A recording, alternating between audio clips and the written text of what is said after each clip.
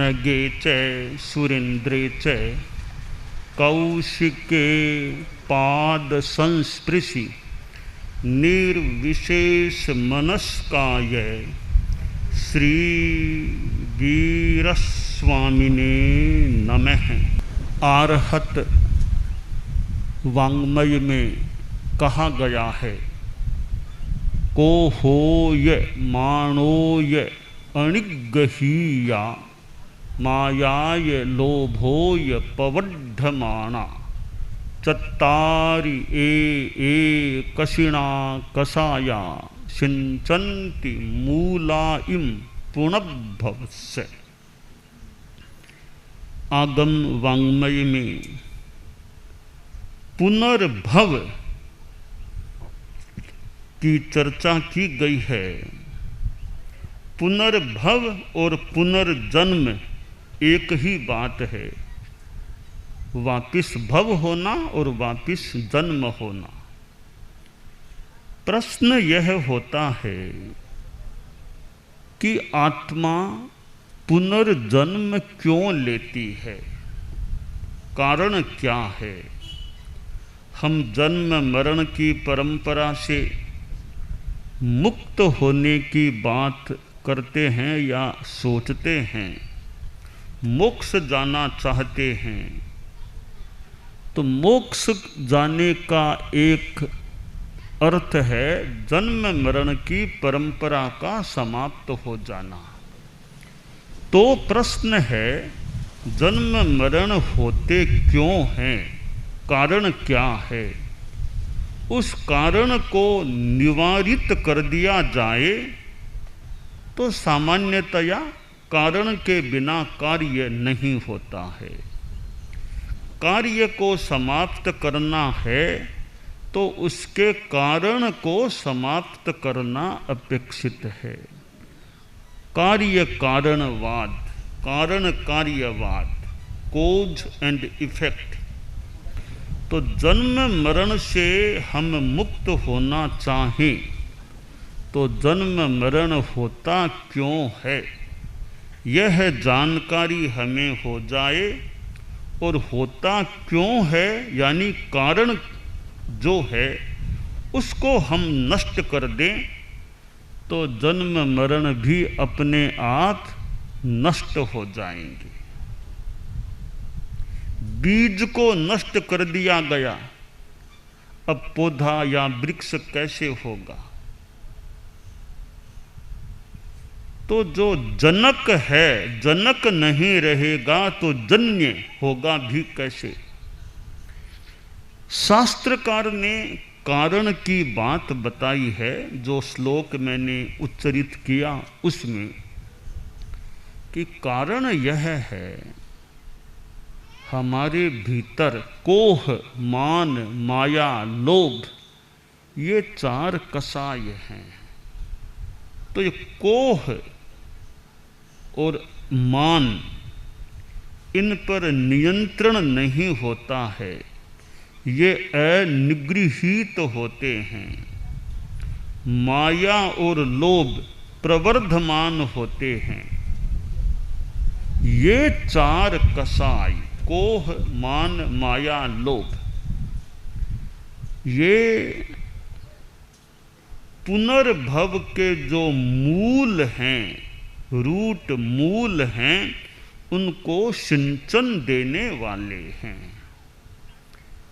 तो ये सिंचन देने वाले हैं, ये सिंचन देना बंद कर देंगे, सिंचन देने वाले ही नहीं रहेंगे, सिंचन मिलेगा नहीं, तो फिर यह निर्जीवता को प्राप्त हो जाएगा, जन्म मरण की परंपरा समाप्त हो जाएगी। सिंचन नहीं मिलेगा तो बगिया हरी भरी कैसे रहेगी। एक छोटा बच्चा था, 7-8 वर्ष का जो भी, उसकी माँ बीमार हो गई। तो बच्चा माँ से बड़ा मोहित था, ऐसे ही माँ के प्रति कईयों के मन में बड़ा आदर का भाव होता है, सेवा का भाव भी होता है। तो बच्चा माँ से बोला कि माँ तुम तो बीमार हो, मैं तुम्हारी क्या सेवा करूं, सेवा करना चाहता हूं, मुझे बताओ क्या काम करूं, क्या सेवा करूं। तो माँ ने वत्सलता के साथ कहा, वत्स एक काम तुम्हें बता रही हूं, अपने मकान के पीछे जो बाखड़ मैदान है वहाँ एक बगिया है, छोटा बगीचा है, उस बगीचे को सिंचन देना, पानी से सींचना, यह काम तुम्हें सौंप रही हूँ जब तक मैं अस्वस्थ हूँ। तो ठीक है माँ, मैं वो काम करूँगा। अब बच्चा उसने सोचा कि सिंचन देना है। कई बार मैंने देखा माँ तो नीचे पानी गिराती है, नीचे नीचे क्यों गिराएं, पानी तो ऊपर ऊपर डालना चाहिए, नीचे क्यों फालतू पानी डालना चाहिए। तो ऊपर ऊपर थोड़ा पानी वो डाल देता। कई दिन बीते, वो बच्चा अपने ढंग से सिंचन का कार्य करता रहा। कुछ समय के बाद माँ कुछ ठीक हो गई। तब माँ बोली, बेटा अब वो सिंचन का काम मैं करती रहूँगी, अब तुम भले छोड़ दो। तो माँ फिर एक दिन बाद काम खुद करने के लिए बगीचे के पास गई तो देखा बगीचा से मुरझा गया। पूछा, बेटा तुमने पानी का सिंचन नहीं दिया क्या? तो माँ रोज सिंचन देता। तो ऐसा कैसे हो गया कि माँ पता नहीं कि पानी कैसे डालते, पानी ऊपर ऊपर कुछ टोपे टोपे तो बूंद बूंद ऊपर डाल देता था मैं, तो नीचे नहीं गिराता। तो माँ ने कहा, रे पानी तो नीचे गिराना कि ना, माँ तुम जानती नहीं, फालतू पानी नीचे क्यों गिराना चाहिए, ऊपर ऊपर सब डाल देना, अच्छा ऊपर सब अच्छा हो जाए। जो भी बात है, बच्चे को माँ ने शिक्षा दी कि बेटा ऊपर ऊपर ही नहीं, मूल तक जाना चाहिए। मूल को सिंचन दो, मूल को सिंचो तो ऊपर के भाग भी लहलहा उठेंगे। मूल को नहीं सींचोगे, ऊपर ऊपर पानी डालोगे तो कहीं ये म्लानता आ जाती है। तो बच्चे ने बड़ा होने के बाद भी माँ की बात को याद रखा कि माँ ने कहा था मूल पर ध्यान दो। हमारे आगम का सूक्त है, अगम च मूलम च विगिन च धीरे। ऊपर को भी देखो, विवेक करो, मूल पर भी ध्यान दो। यह मूल यानी कारण। किसी भी समस्या के हम कारण पर भी ध्यान दें कि शरीर में तकलीफ है, दर्द है तो उसका कारण क्या है। चिकित्सा जगत में ये डायग्नोस्टिक सेंटर होते हैं, निदान केंद्र होते हैं, ATDC भी चलता है। हम जगह जगह कई जगह वो ATDC आचार्य तुलसी के नाम से तेरापंथ युवक परिषद और ये अखिल भारतीय तेरापंथ, ये आचार्य तुलसी डायग्नोस्टिक सेंटर जो ये निदान केंद्र हैं, यहाँ कई जगह ये देखने को मिले।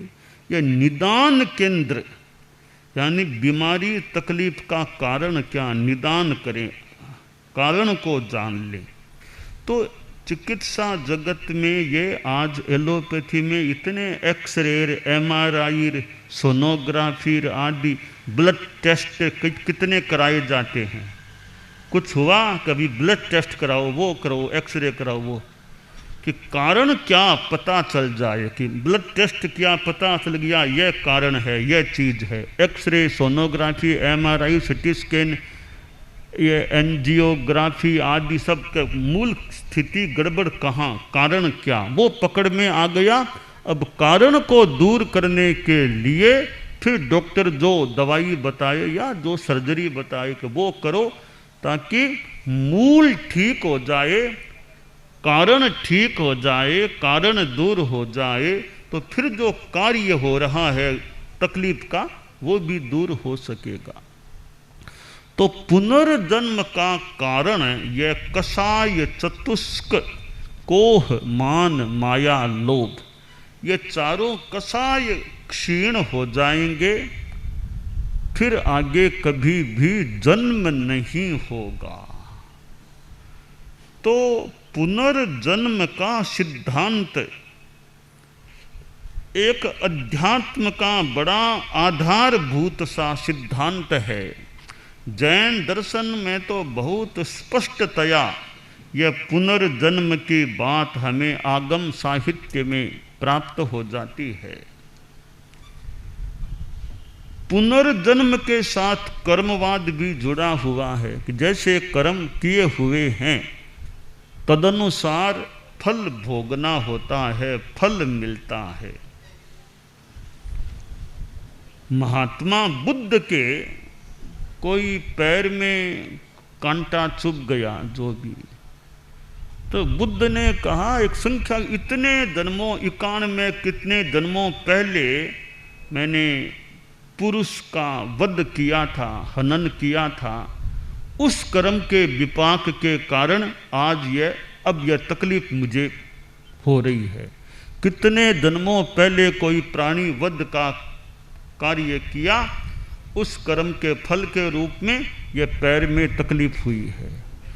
तो यह पुनर्जन्म के साथ कर्मवाद तो बड़ा गहराई से जुड़ा हुआ है। कर्म न हो तो जन्म होता ही नहीं है। जन्म मरण होता है सकर्मा, कर्म युक्त आत्मा है वही जन्म लेती है। जो कर्म रहित हो गई, सिद्धावस्था को प्राप्त हो गई, उस आत्मा का कभी जन्म होता ही नहीं है। जन्म नहीं तो मृत्यु भी नहीं होती है। तो बहुत से लोगों को, हमें बहुत सौ को पता नहीं होता है मैं किस दिशा से आया था, मैं कहाँ से यहाँ आया हूँ, पिछले जन्म में मैं कहाँ था। और पिछले जन्म का तो फिर भी थोड़ी स्मृति हो जाती है, आगे कहाँ जाऊँगा ये तो साक्षात जानना और भी ज़रा मुश्किल है। पूर्व जन्म का ज्ञान तो फिर भी कई लोग बताते हैं मैं वहाँ था वहाँ, आगे कहाँ जाना है यह संभवतः बताने वाले कोई खास या कम ही होते होंगे। आगे कहाँ जाऊँगा, तो पूर्व जन्म और पुनर्जन्म ये दोनों आपस में जुड़े हुए हैं। किस योनि से जीव किस योनि में जा सकता है। मनुष्य है वो पशु तिर्यंच योनि में भी जा सकता है, नरक योनि में भी जा सकता है, तिर्यंच योनि में भी जा सकता है, मनुष्य योनि में भी वापिस आ सकता है और देवगति में भी जा सकता है और मनुष्य मोक्ष में भी मृत्यु के बाद जा सकता है। तो आस्तिक दर्शन के सिद्धांत के अंतर्गत यह पुनर्जन्म की बात आती है। नास्तिक दर्शन में पुनर्जन्म को भले न भी माना जाए, परंतु हमें तो आदमी को पुनर्जन्म होता है इस अवधारणा के आधार पर ही अपनी जीवन शैली को सुनिश्चित रखना चाहिए कि ऐसे कार्य न करूं जिनसे मेरे ये पाप कर्म का ज़्यादा बंधन हो और यह पुनर्जन्म की परंपरा वर्धमान बने, आगे से आगे बढ़े। ऐसे ज़्यादा मैं घोर पाप कर्म न करूं, पापों से बचने का प्रयास करूं तथा संबर और निर्जरा की साधना करूं, संयम तप की आराधना करूं, संयम तप से अपनी आत्मा को भावित करने का प्रयास करूं ताकि मैं जल्दी मोक्ष अवस्था को प्राप्त हो सकूं। तो यह जैन दर्शन का तो खास एक मंतव्य है, वाद है कि पुनर्जन्म होता है, पूर्व जन्म भी होता है, अन्यत्र भी पुनर्जन्म की बात प्राप्त होती है, हो सकती है। तो हम अब ध्यान इस बात पर दें कि ये जन्म मरण है तो दुख है। दुख का कारण यानी पुनर्जन्म का कारण ये कषाय हैं, क्रोध, मान, माया, लोभ। हम इन 4 कषायों को विगलित करने का, क्षीण करने का, कषायों को शांत करने का प्रयास करें। और इन कषायों को जितना हम उपशांत कर सकेंगे, क्षीण कर देंगे, तो क्षीण होने के बाद में फिर कभी पुनर्जन्म नहीं होता है। खैर, पूरा क्षीण करना अभी मुश्किल हो तो पतला करें, कम करें, मेरा गुस्सा कम रहे, अहंकार पतला हो जाए, माया न्यून हो जाए, लोभ भी मेरा कृश हो जाए। तो प्रतनुकरण, यह प्रतनुकरण पतला अल्प करने का हम प्रयास करें कि चित्त में ज़्यादा, मन में, वाणी में, शरीर में गुस्सा न आए। मैं शांति में रहूं, शांति शांति शांति में रहूं। अहंकार की भाषा से बचूं, मन में भी ज़्यादा अहंकार न आए। किसी को ठगने का, धोखा देने का प्रयास न करूं। लोभ, लालच, लालसा भी ज़्यादा मेरे मन में न रहें। तो यह कषाय चतुष्क है, जिसके उसके भी 4 प्रकार है, अनंतानुबंधी, अप्रत्याख्यानी, प्रत्याख्यानी, संज्वलन। तो अनंतानुबंधी कषाय तो पतला हो ही जाए। जब तक अनंतानुबंधी का यों उदय है, सम्यक्त्व की भी प्राप्ति, एक सम्यक्त्व की प्राप्ति करना है तो हमें अनंतानुबंधी कषाय को भी विलीन करना होगा, क्षयोपशम उपशम जो भी करना होगा। तो हम कषाय विजय की साधना का प्रयास करें। और मुक्ति तभी मिलेगी जब कषाय नष्ट हो जाएंगे। और ऊपर में कोई कैसा भी वेश पहनता होगा, कोई, ये सब व्यवहार की बातें हैं, उनका अपना एक व्यवस्थागत महत्व भी हो सकता है, उपयोगिता भी हो सकती है, पहचान भी हो सकती है। पर मोक्ष जाने के लिए खास एक शर्त है, वीतरागता है, या वीतरागता हो, 4 अघाती कर्म भी नष्ट हो जाएं। बस 4 अघाती कर्म भी नष्ट हो गए। उससे पहले कषायों का क्षय होना जरूरी है। तो कषाय क्षय और अघाती कर्मों का भी क्षय हो जाता है। फिर मोक्ष तो मानो तैयार है, कोई रोक टोक करने वाला नहीं है, कोई पूछताछ करने वाला नहीं, कोई जांच करने वाला नहीं कि मोक्ष में ले या नहीं। कोई जांच करे कि भाई पहले जांच करो, अंदर प्रवेश से पहले। मोक्ष में प्रवेश के लिए कोई जांच की जरूरत नहीं है। कषाय खत्म, अघाती कर्म क्षीण हो गए हैं। बिना किसी जांच के सीधा डायरेक्ट मोक्ष में आत्मा को प्रवेश मिल जाता है। और मोक्ष में आत्मा जाती है, 1 घंटा नहीं लगता। केवल ज्ञानी की मृत्यु होती है तो मोक्ष में पहुंचने के लिए 1 घंटा भी नहीं लगता। ऐसे भारत दिल्ली से अमेरिका जाना हो तो भी कितना समय, बाई प्लेन भी लग जाता होगा। मोक्ष तो कितना दूर है, अमेरिका से भी कितना कितना कितना ज़्यादा दूर है। तो मोक्ष में यहाँ से आत्मा जाती है, 1 घंटा नहीं चाहिए, 1 मिनट भी नहीं चाहिए, 1 सेकंड भी नहीं चाहिए। उससे भी बहुत कम ही समय में आत्मा एकदम मोक्ष में पहुंची हुई हो जाती है। तो कोई जांच करे तो कितना, कोई जांच नहीं, एकदम सीधी आत्मा मोक्ष में चली जाती है। तो जहाँ है आदमी ठहरा, वहाँ से सीधा आत्मा उसी सीध में मानो लगभग जो भी मोक्ष में चली जाती है। अलोक में आगे गति नहीं करती। अलोई अलोक पड़ी हया सिद्धा, अलोक में प्रतिहत, और वहाँ लोक के अग्र भाग में आत्मा विराजमान हो जाती है। तो वह सिद्धावस्था जहाँ कोई रोग नहीं, शोक नहीं, क्रोध नहीं, मान नहीं, माया नहीं, लोभ नहीं, रूप नहीं, अरूप अमूर्त आत्मा होती है।